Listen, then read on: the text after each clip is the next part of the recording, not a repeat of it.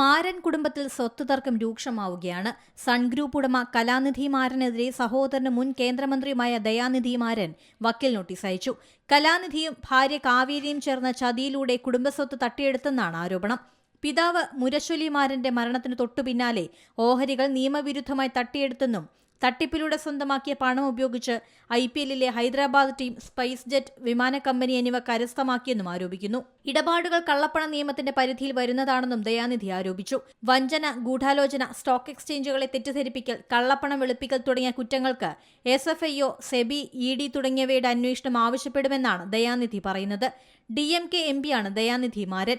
2003 മുമ്പുള്ള ഓഹരി നില സ്ഥാപിക്കണമെന്നും അനർഹമായി സമ്പാദിച്ച പണത്തിന്റെ വിഹിതം നൽകണമെന്നുമാണ് ആവശ്യം. നിയമ നടപടികളിലേക്ക് കടക്കുമെന്നും ദയാനിധി മുന്നറിയിപ്പ് നൽകുന്നു. ഏറ്റവും പുതിയ വാർത്തകളും വിശേഷങ്ങളും വിരൽ തുമ്പിലറിയാൻ Zee മലയാളം ന്യൂസ് എല്ലാ ഡിജിറ്റൽ പ്ലാറ്റ്ഫോമുകളിലും ലഭ്യം.